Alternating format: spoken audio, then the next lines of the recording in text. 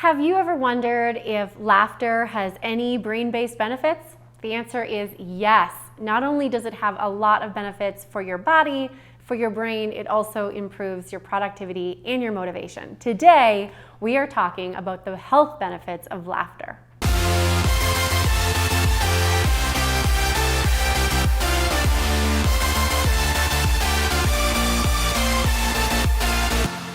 You've probably heard the adage that laughter is the best medicine. Well, this couldn't be more true.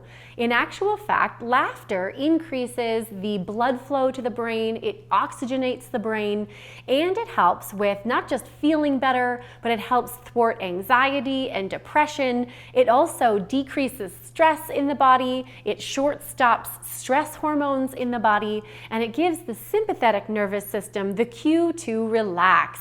So, laughter doesn't just help your body relax, it also improves your immunity and how well your body and all of your neurochemicals do the work they need to do. Are there other benefits to laughter? The answer is yes. In fact, laughter also improves your cardiovascular health. New research, as an example, out of Norway shows that people who laugh more often don't just have better vasoconstriction and dilation, but they actually have less arterial sclerosis. They end up with heart muscles that are stronger. And so laughter, as it turns out, improves your overall health, your immunity. It also increases your life expectancy. People who laugh more are projected to live longer.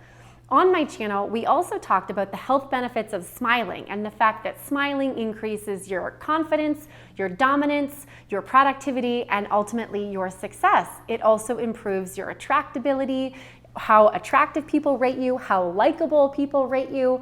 And so as it would turn out, laughter helps in all of these ways as well. Laughter is also really good medicine if you're having a moment of stress or overwhelmedness, let's say at work, where what you feel is that you are starting to lag or your productivity is starting to go downhill. If you can find something to laugh about, something funny, then you are much better poised to be more productive and be more motivated throughout your workday. Okay. So we know that laughter has definitive brain-based benefits for productivity and motivation, even in the workplace. The question is, how do you find humor and can you be more humorous? Well, we have somebody who I think is an expert in humor. Here to join me on my channel is Adam Mansour. Hi, Adam. Hi, Bryn. How are you? Good. Thank you for joining. Thank you for being on my channel. Thanks for having me. Okay, so Adam, you are a very funny person. You're one of the funniest people I've ever met. Wow. Yeah. Thanks. Yeah. Flattered. You really are. Now, here's the thing. I've come to find out that this isn't an accident, that according to, as an example, Malcolm Gladwell's 10,000 hour rule, you've actually put 10,000 hours into humor. How? I spent a lot of time watching stand-up comedy. I'm definitely a fan of humor in general, and I'd say I'm probably just a comic junkie, definitely. But yeah, mostly just studying funny people. So here, when I first met you, I thought that you were just naturally funny, but it turns out it's something that you can work on. It's actually a skill. Definitely, I think it's something you can work on. A lot of the stand-up comics that you see that you think are just naturally funny are definitely doing research on what they think is a better story or a better word, a better place to insert a line that gets a better laugh. So when it comes to figuring out how to be more humorous in the workplace to increase your productivity, your motivation, how likable you are, what I'd like to do is ask Adam his top 3 tips for how to come up with humor or to be more humorous at work. One of the things I love about understanding how to come up with humor or be more humorous at work is that it is a skill set and one you can develop. So Adam is here with us to tell us a little bit about his study of how to be more humorous, starting with what you call relational humor. Adam, can you tell us a little bit more about relational humor, what it is, and how you get those jokes from people? I think relational humor is probably one of the best tools for cutting tension. Definitely a shared experience with those you work with, and talking about things even in an exaggerated sense when you know that something's been particularly exhausting or annoying, or you have a grievance and it's just sort of hard to bring up. It's better to use, exaggerated language to talk about how you felt during that experience, and you usually get a laugh because people just want to share that experience out loud and sometimes can't. And so really this creates a release of tension and a bonding experience between you. Is that it? Definitely. If you can laugh about something, you can probably get over it if it's an issue between two people, or, just to have a good time with each other if you feel like, it's our dirty little secret that we both find this particular thing quite aggravating, could sometimes be a great thing to have between two people. And so what I also really like about this trick or this tool is the fact that what you're really describing is a way to decrease friction between two people in the office. Definitely. I mean, laughter is the best medicine. Laughter can help you, get through a lot of difficult things. Some people always say, if I wasn't going to laugh about this, I was probably going to cry about this. So having a good laugh, especially in a very stressful situation, is definitely a really good way to build team membership.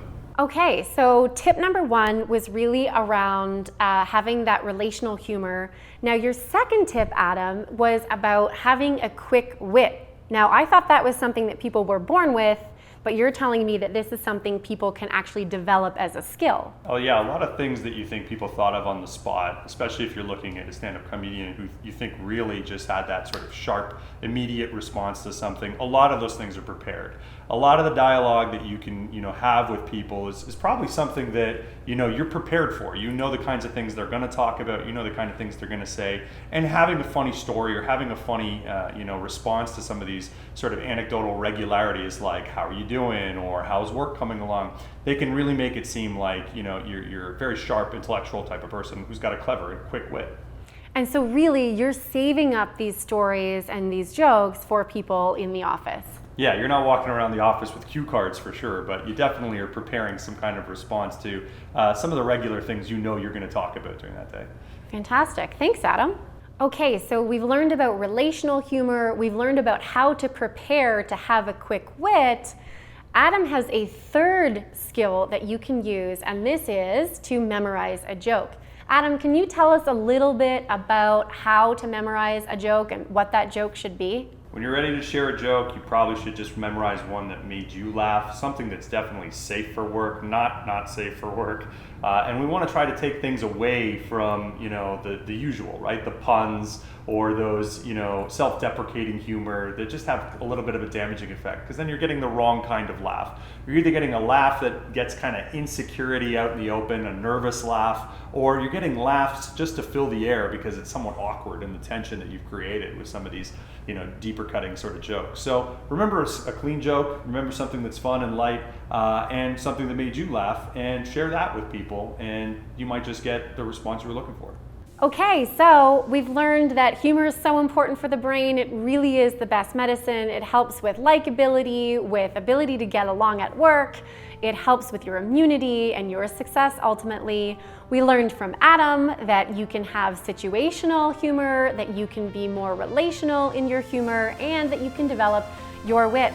Thank you so much for coming on my channel, Adam. Will you help me with wrapping this up? Yeah, no joke, we need you to subscribe, and for every sub that we get, I will post a joke that absolutely killed at work. Wow, thank you.